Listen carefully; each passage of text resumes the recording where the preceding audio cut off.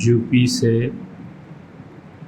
واصف صاحب نے دریافت فرمایا ہے کہ بزرگان دین کے نام کے ساتھ مختلف شہروں کی نسبتیں لگائی جاتی ہیں۔ مثلا حضرت خواجہ معین الدین چشتی رحمۃ اللہ علیہ کے نام کے ساتھ اجمیری لکھا جاتا ہے، لیکن بعض بزرگوں کے نام میں ایک شہر کے بعد ثم لکھ کر دوسرے شہر کا نام بھی ذکر کیا جاتا ہے۔ اس کے معنی کیا ہے؟ ثم عربی زبان میں کہتے ہیں پھر، آفٹر دیٹ، بٹ ان معنی میں استعمال ہوتا ہے۔ حضرت شیخ معین الدین چشتی ثم اجمیری، چشتی کا مطلب ہوا کہ حضرت رحمۃ اللہ علیہ افغانستان کے ایک شہر ایک گاؤں چشت میں رہتے تھے، پھر اس کے بعد وہ اجمیر آ گئے۔ حضرت حاجی امداد اللہ صاحب مہاجر مکی، ان کو کہیں کہیں لکھا گیا حضرت حاجی امداد اللہ صاحب ہندی ثم مہاجر مکی۔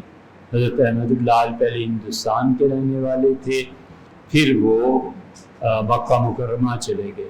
اور شیخ وہاں زکریا صاحب رحمۃ اللہ علیہ کے متعلق لکھتے ہیں کہ شیخ الحدیث وہاں زکریا الہندی ثم مدنی، کہ پہلے وہ ہندوستان میں انہوں نے زندگی گزاری اور پھر وہ مدینہ منورہ ہجرت کر کے، تو ثم کا مطلب یہ ہوتا ہے کہ اس کے بعد ان کا انتقال کہاں ہوا یا وہ کس شہر میں ہجرت کر گیا۔ عبداللہ صاحب ڈیلس امریکہ سے، جناب والا نے جو کچھ لکھا ہے اس کو کئی مرتبہ غور سے پڑھا، لیکن اس میں بہت سی چیزیں ایسی ہیں جو خود سوال پیدا ہوتے ہیں۔ آپ نے والدہ صاحبہ کا لکھا ہے کہ ایک پلاٹ اسلام آباد میں انہوں نے چھوڑا اور پسماندگان میں بیوی بچے 6 بیٹیاں اور یہ ساری چیزیں تھیں اور والدہ نے انہیں دیا، تو یہ کیا ہے؟ ملکیت ہے، تحفہ ہے، وراثت میں تقسیم؟ اس طرح کے بہت سے سوالات پیدا ہوتے ہیں۔ تو جب تک ان کے جوابات نہیں ہوں گے اس مسئلے کی وضاحت نہیں کی جا سکتی۔ جناب والا سے بھی درخواست ہے، اور حقیقت بھی یہ ہے کہ فتویٰ دینا یہ اللہ کی نیابت ہے۔ فتویٰ اتھارٹی ہے کہ وہ یہ کہہ رہا ہے کہ اللہ کی مراد یہ ہے۔ یہ فتویٰ بہت بہت احتیاط کا کام ہے، تو جب تک کویسچنس کلیئر نہ ہوں اس کی آنسرنگ ہو نہیں سکتی۔ حضور صلی اللہ علیہ وسلم نے بتایا ہے کہ 66 مفتی 66 آؤٹ آف 100 66 مفتی یہ جہنم میں جائیں گے اور 33 جنت میں جائیں گے۔ تو اتنا بڑا رزق کون دے کہ 2/3 جہنمی اور 1 آدمی جنت پہ جائے گا؟ تو اس لیے اس مسئلے کی جناب عبداللہ صاحب اور بھی تشریح چاہیے۔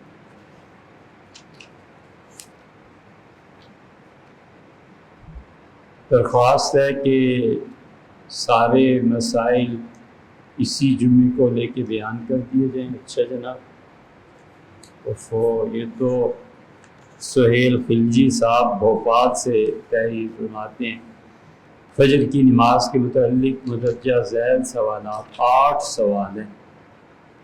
کوئی شخص رات میں دیر تک موبائل استعمال کرتا رہے جس کی وجہ سے نیند بھاری ہو جائے اور فجر کے لیے آنکھ نہ کھلے۔ 1، معاشی روزگار کے لیے دیر سے سوئے اور فجر کے لیے آنکھ نہ کھلے۔ 2، الارم لگائے لیکن نیند میں الارم بند کر کے سو جائے۔ 3، سوچ کر سوئے کہ میں اتنے بجے اٹھوں گا، پھر زیادہ سو جائے اور فجر کے لیے نہ آنکھ کھلے۔ 4، فجر پڑھنے کا پورا ارادہ ہو اور بے پرواہی ظاہر کر کے سوتا رہے۔ 5، ان تمام صورتوں میں کون سی مجبوری ہے اور کون سی لاپرواہی ہے۔ 6، عادت بن جائے اور بار بار فجر چھوٹنے لگے۔ 7، اور کون سے اسباب اور عادتیں اختیار کی جائیں کہ فجر کی نماز نہ چھوٹے اور پابندی سے پڑھے۔ ان 8 کا جواب سہیل صاحب صرف اتنا سا ہے کہ انسان بنے، کوئی طریقے نہیں کہ رات 2 بجے تک 3 بجے تک اپنے کاموں میں مصروف رہے اور فجر غائب، سیدھی طرح 9 بجے 10 بجے سو جائے۔ جو رکاوٹیں اس میں ہیں ان کو دن کو عبور کرے نا جی۔ رات اللہ نے سونے کے لیے بنائی ہے، اسی لیے اللہ نے فرمایا جعلنا النہار معاشا، تو وہ دن اللہ نے بنایا ہے کمانے کے لیے۔ رات کا جہاں ذکر آیا ہے اللہ نے فرمایا نوم، سونے کے لیے رات کو بنایا ہے۔ تو آدمی جب الٹے کام کرے گا تو ایسے ہی ہوگا۔ اس میں بڑے بڑے لوگ مبتلا ہیں، بہت سارے جو بچے رات بھر پڑھتے ہیں وہ 20 میں آ جاتے ہیں، ایسے ہوتے ہی ہے۔ اور کچھ ہمارے دور کی جو مصروفیات اور یہ چیزیں ہیں، بہت سی ضروری چیزیں بھی آتی ہیں۔ اس میں سے سیدھا سادہ اصول یہ ہے کہ جو انسانی کوتاہی ہے اسے دور کرنے کی کوشش کرتا رہے، ورنہ گناہ گار، کوشش کے باوجود نہیں اٹھ پاتا، وہ انشاءاللہ اللہ کے یہاں سے معافی ہو جائے۔ اور اس کی بیک پہ وہ حدیث ہے جس میں آیا ہے کہ حضور صلی اللہ علیہ وسلم کے یہاں ایک عورت نے آ کے عرض کیا تھا کہ اللہ کے رسول، میرا شوہر جو ہے مجھے اس سے طلاق لینی ہے۔ تو حضور صلی اللہ علیہ وسلم نے پوچھا وجہ، تو اس میں سے ایک وجہ انہوں نے یہ بھی بیان کی کہ یہ صبح دیر تک سوتا رہتا ہے اور سورج چڑھ جاتا ہے، اس کے بعد بھی وقت گزر جاتا ہے، میں اٹھاتی ہوں یہ اٹھتا ہی نہیں، تو مجھے اس کی عادت بڑی بری لگتی ہے فجر کے متعلق۔ تو حضور صلی اللہ علیہ وسلم سے پوچھا، اس سے کہا اللہ کی قسم، اللہ کے رسول، میرے والد بھی ایسے ہی سوتے تھے، میرے دادا بھی ایسے ہی سوتے تھے، ہمارے خاندان میں دیر سے اٹھنے کا ایک مرض ہے۔ تو حضور صلی اللہ علیہ وسلم نے اچھا ایسے کر لو کہ جب اٹھو تو سب سے پہلا کام نماز کرو، اٹھ کے پڑھ لیا کرو۔ اس لیے شافعی حضرات یہی کہتے ہیں کہ اگر کوئی آدمی اٹھے اور سب سے پہلا کام وضو وغیرہ کے بعد یہ کر لے، سوئے تو امید ہے اللہ کے یہاں پکڑ نہیں ہوگی۔ وَهُوَ الْوَاحِدُ الْقَهَّارُ، ایک، هُوَ اللَّهُ الْوَاحِدُ الْقَهَّارُ، دو، لِمَنِ الْمُلْكُ الْيَوْمَ لِلَّهِ الْوَاحِدِ الْقَهَّارِ، تین، إِنَّ رَبَّكَ لَشَدِيدُ الْعِقَابِ، چار، إِنَّ بَطْشَ رَبِّكَ لَشَدِيدٌ، پانچ، وَهُوَ الْقَاهِرُ فَوْقَ عِبَادِهِ، چھ، وَاللَّهُ شَدِيدُ الْعِقَابِ۔ میں ان ساری اللہ تعالیٰ کی عظمتوں والی آیات کو اپنا وظیفہ بنا سکتا ہوں جن کو پڑھ کے میرا دل بہت ٹھنڈا ہوتا ہے۔ بالکل بھیا پڑھیے، اس میں کون سی ایسی بات ہے، اسے وظیفہ بنایا جا سکتا ہے۔ تین نیتیں البتہ کر لیں تو بہت اچھا ہے۔ اللہ کی عظمت کی نیت سب سے پہلے کہ ساری کائنات اللہ تعالیٰ کے قبضے میں ہے۔ دوسری نیت یہ رکھنی چاہیے کہ اللہ جو بھی ایسی حرکتیں میں کرتا ہوں جس کی وجہ سے تیرا قہر اور غضب مجھ پہ نازل ہو، اللہ تیری پناہ مانگتا ہوں۔ اور تیسری نیت یہ رکھنی چاہیے کہ اللہ ہمارے دور میں جتنے بھی ظالم ہیں، جتنے بھی گڑبڑ کرتے ہیں، جتنے بھی غربت اور جہالت میں اضافہ کر رہے ہیں، اللہ اپنا قہر، یہ جتنی آیتیں پڑھی ہیں نا، جتنا تیرا قہر ہے ان پہ نازل کر۔ اس لیے کہ غربت میں قربانی دینی پڑتی ہے، بڑے کیوں نہیں قربانی دیتے؟ شیر نے کہا کہ بکری سے کہ گاؤں میں جنگل میں گھاس نہیں رہا تو آئندہ سے 2 وقت چرا کر اور 3 وقت دودھ دیا کر۔ تو بکری بولی حضور آپ تو سب سے بڑے ہیں، بادشاہ ہیں، آپ ہی دودھ دیا کریں۔ تو اسے ایک تھپڑ رسید کیا بکری کو اور کہا کہ تو غریب ہے، چھوٹی ہے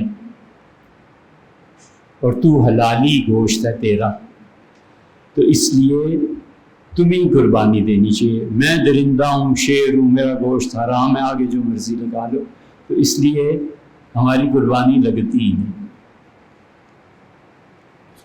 جی آگے مسئلہ پڑھ رہا ہوں نا۔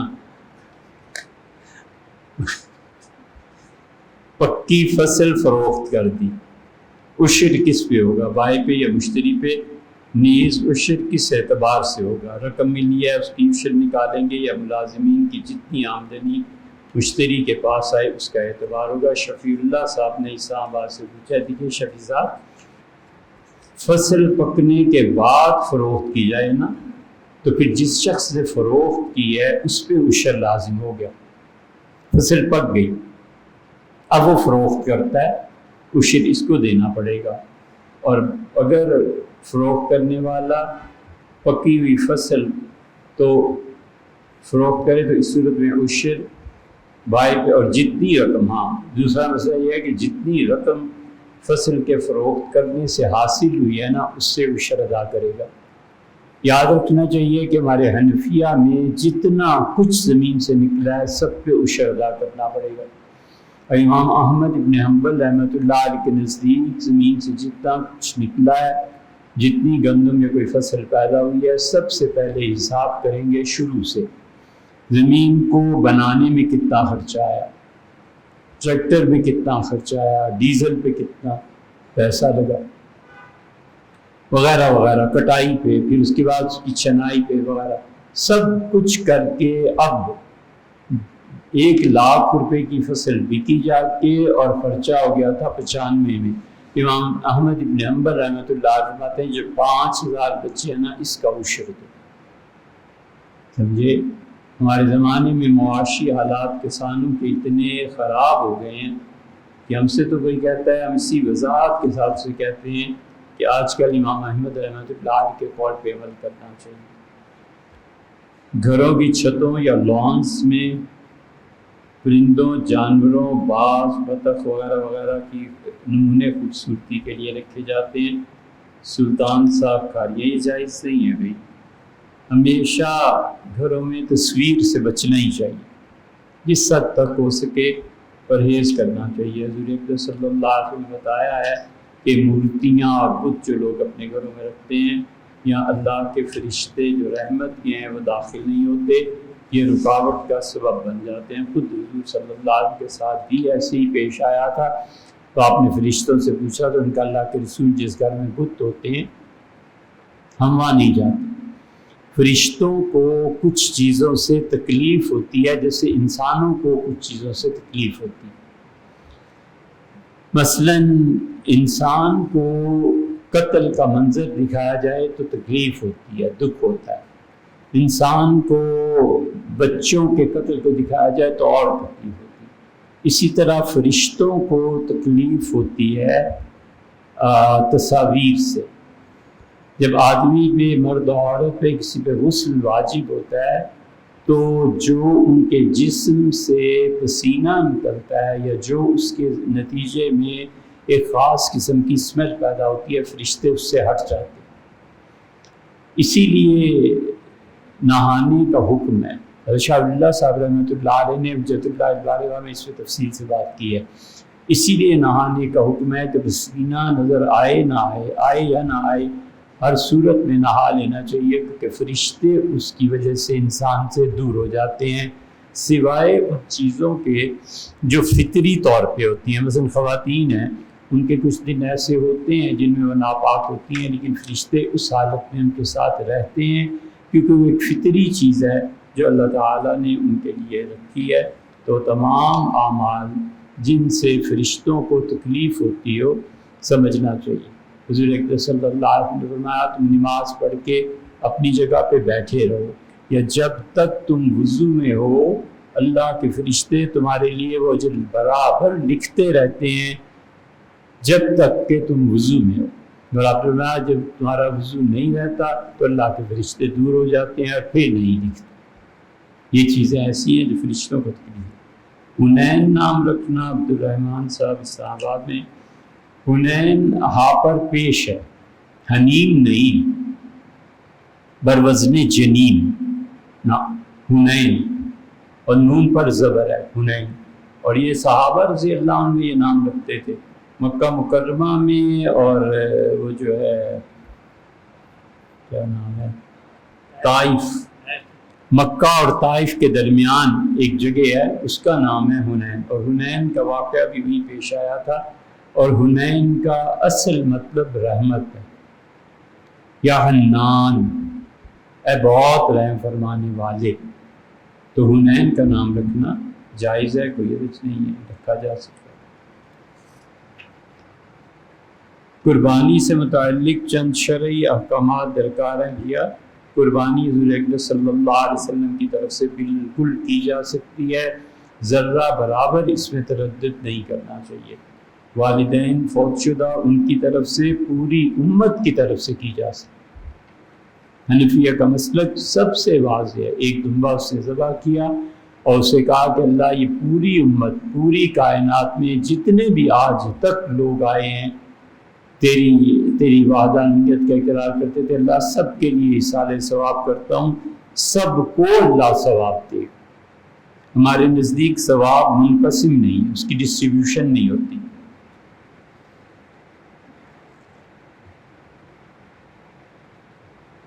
جیسے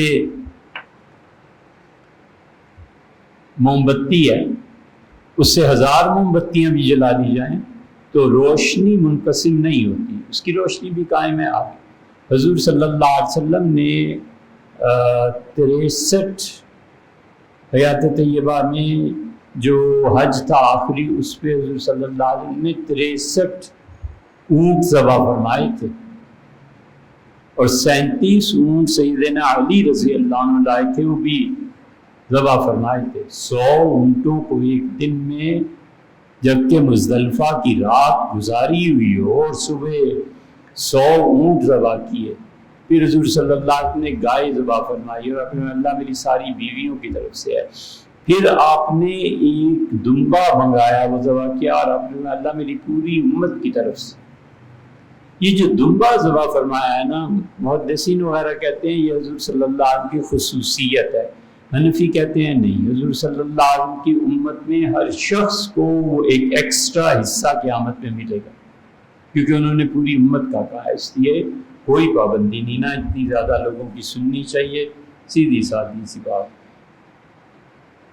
حضور اقدس صلی اللہ علیہ وسلم کے نام سے قربانی یہ عام شمار ہوگی یا صدقہ کی حیثیت رکھتی ہے؟ اس قربانی کے گوشت کے کیا تقسیم ہے؟ اگر تو بھیا اس نے نظر مانی ہے تو نظر کا گوشت صرف غریبوں کو کھلایا جائے گا، نظر کا گوشت عام لوگوں میں تقسیم نہیں کیا جائے گا۔ اسی طرح قربانی کے 3 حصے رشتہ دار، دوسرا غربا کے لیے، تیسرا اپنے لیے۔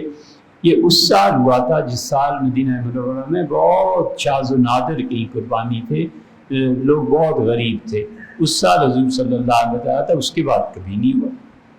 بڑے جانور گائے، اونٹ وغیرہ میں ایک یا ایک سے زیادہ حصے مرحومین یا فوت شدگان کے نام سے رکھے جا سکتے ہیں، بالکل رکھے جا سکتے ہیں۔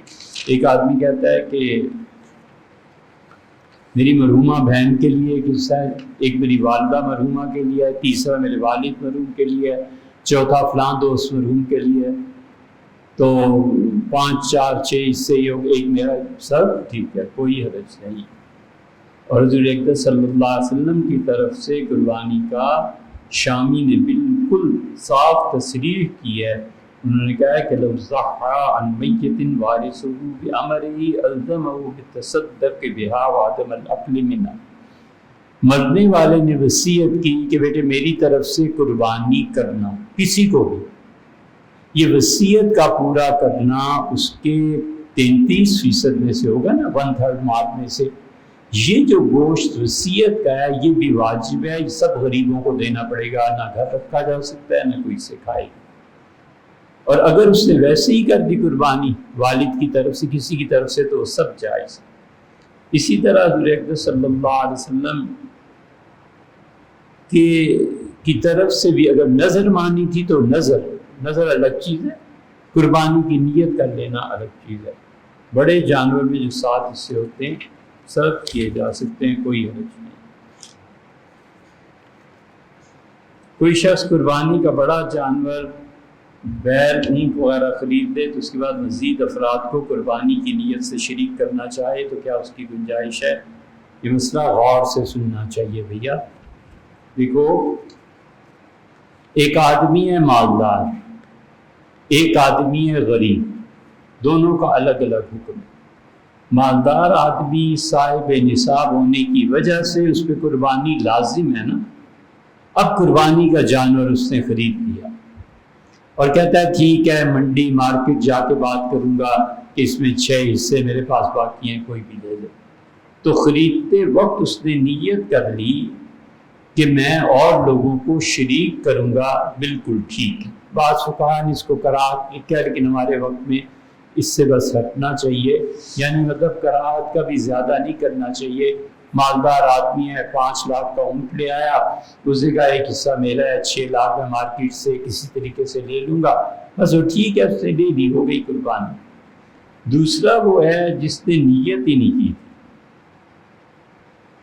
نیت نہیں کی تھی کہ میں 7 آدمیوں کے لیے بس لے لیا ہوں، بیل لے لیا۔ اب اگر وہ نیت کرے گا تو بھی ٹھیک، کوئی حرج نہیں، اس کی نیت اب ہوگی۔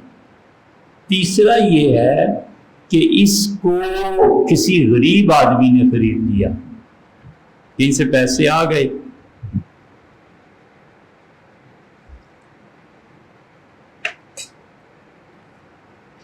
اور آدمی غریب تھا، اور اس نے نیت کی کہ میں 6 آدمی اور شریک کروں گا، اب جائز ہو گیا۔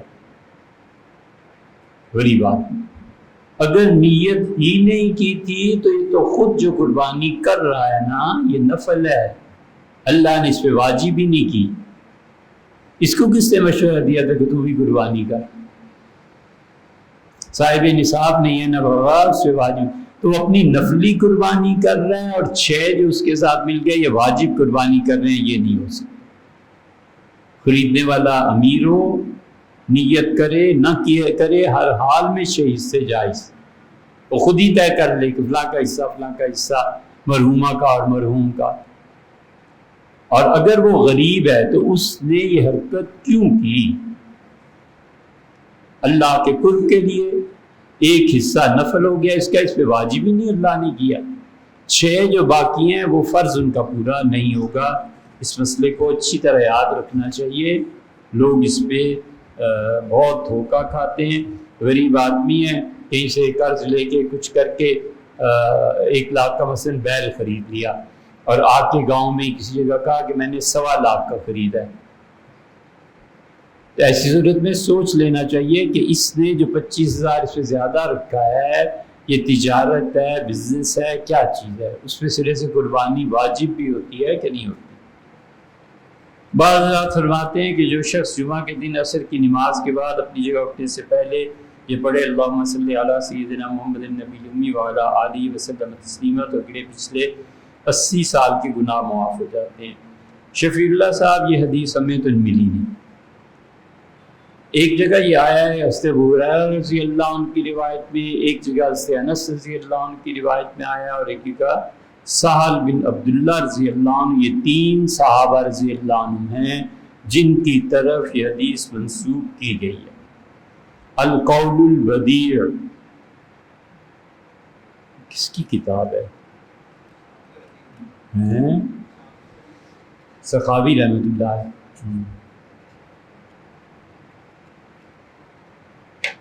ہمارے ذہن میں آ رہا تھا شاید یہ جلاء الافہام، وہ ابن قیم رحمۃ اللہ علیہ کی، انہوں نے یہ لکھا ہے، پڑھنا چاہیے، روکنا نہیں چاہیے کسی کو، پہلے ہی کوئی نہیں پڑھتا تو حضور اقدس صلی اللہ علیہ وسلم کے حقوق جتنے یہ امت ضائع کر رہی ہے نا، اسی کا وبال آ رہا ہے۔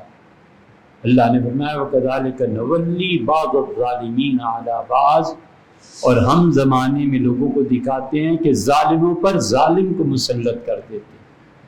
ایک تو ظلم کر ہی رہا ہوتا ہے نا، ایک اس سے بھی بڑا ظالم آتا ہے، یہ غریب کو ذبح کر رہا ہے تو اوپر سے جوتے بھی کھا رہا ہے۔ اللہ نے فرمایا کہ ہم ظالموں پہ ظالموں کو مسلط کر دیتے ہیں۔ تو اس لیے حضور اقدس صلی اللہ علیہ وسلم کا حق بنتا ہے کہ لوگ ان پہ سلام پیش کریں، اس لیے پڑھتے رہنا چاہیے۔ جمعے کے دن جو لوگ بھی اس کا اہتمام کرتے ہیں، سب سے اچھی بات جو ہے وہ یہ ہے کہ عبداللہ ابن مسعود رضی اللہ عنہ فرماتے تھے کہ جمعہ کے دن 1000 مرتبہ رسول اللہ صلی اللہ علیہ وسلم کے لیے پڑھا کرو اللہم صلی علی سیدنا محمد النبی الامی، بس اللہم صلی علی سیدنا محمد النبی الامی۔ ابن مسعود رضی اللہ عنہ خود بھی پڑھتے تھے، اور ابن مسعود رضی اللہ عنہ ان کا کہنا، ان کی بات بڑی وزنی۔ حضور صلی اللہ علیہ وسلم نے فرمایا تھا کہ ابن مسعود رضی اللہ عنہ کے متعلق فرمایا تھا کہ یہ تو پیدائشی طور پر صاحب علم،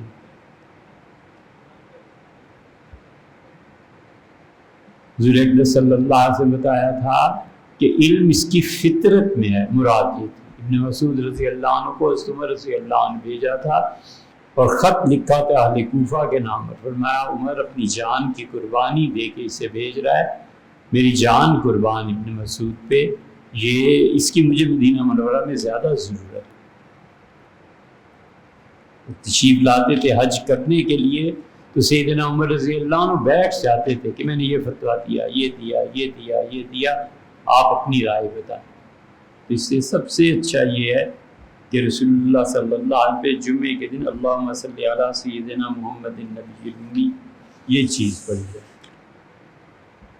I am on Hajj 2026 in Makkah these days. Kindly clarify the following questions. The Hajj administration is suggesting. اچھا، یہ بھی آسان سا مسئلہ یہ ہے کہ 8 ذی الحج کو حاجیوں کو مینا سے لے جاتے ہیں، تو 8 ذی الحج کو جانا بالکل ٹھیک ہے۔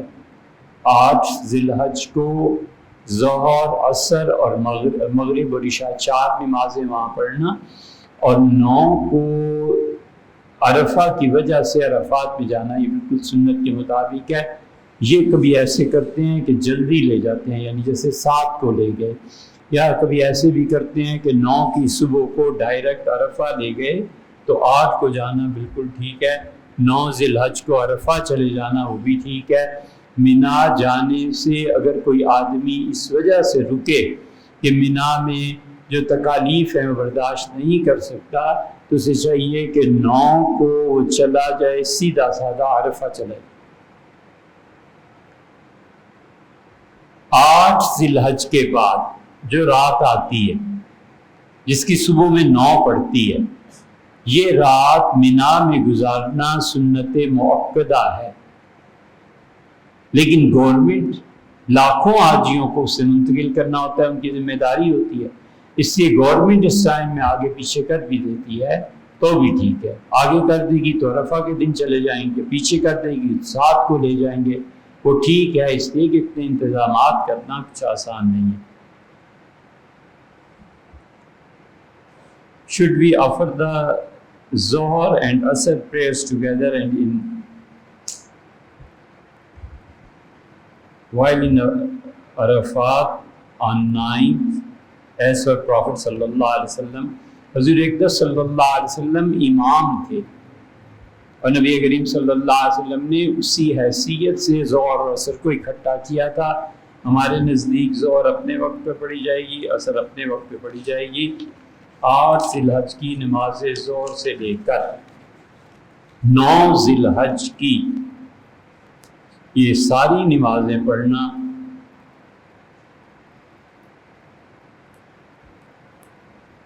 فجر تک، 5 بن گئی نا، 8 کو بن گئی ظہر، عصر، مغرب، عشاء 4، پھر فجر، یہ 5 نمازیں مینا میں پڑھنا، یہ سنت مؤکدہ۔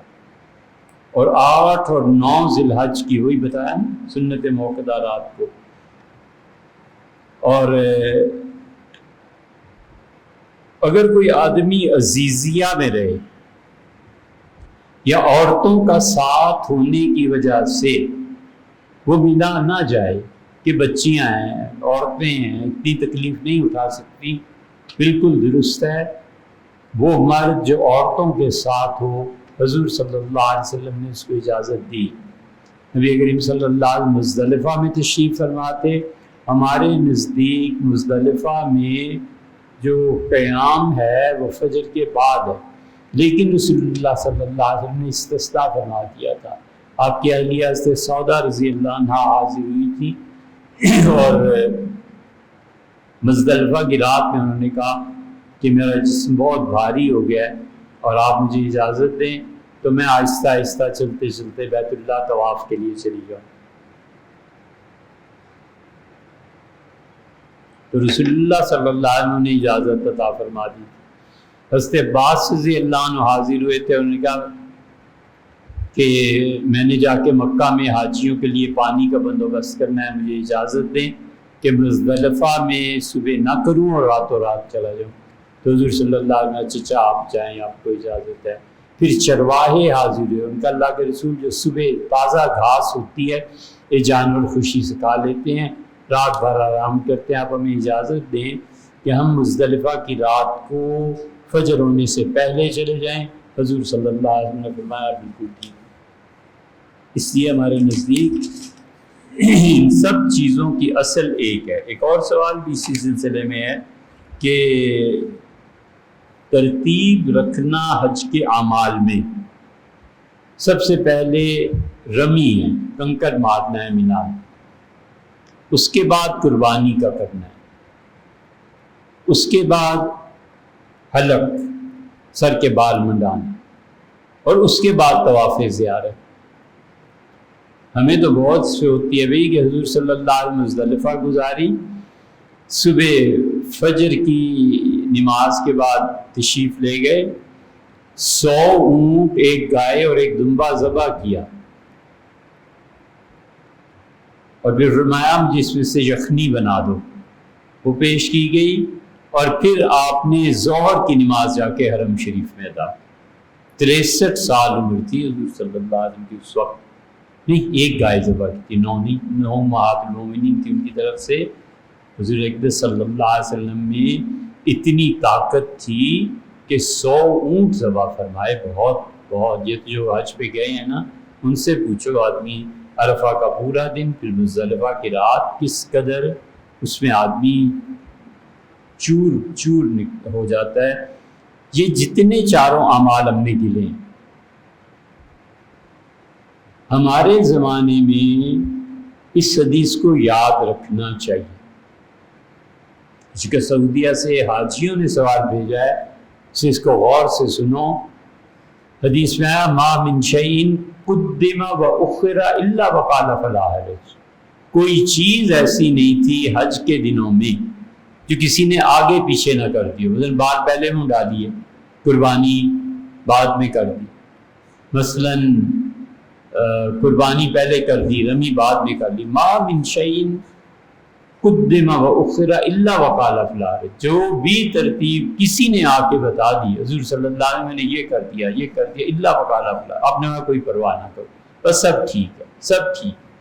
اسی لیے ہمارے یہاں امام محمد، امام ابو یوسف، امام شافعی، امام مالک، امام احمد رحمہ اللہ، یہ پانچوں کا فتویٰ یہ ہے کہ وہ جو رمی، نہر، حلق اور طواف کی جو ترتیب ہے، کوئی آدمی توڑ دے، کوشش کرنی چاہیے کہ نہ ٹوٹے مگر توڑ دے، کوئی حرج نہیں۔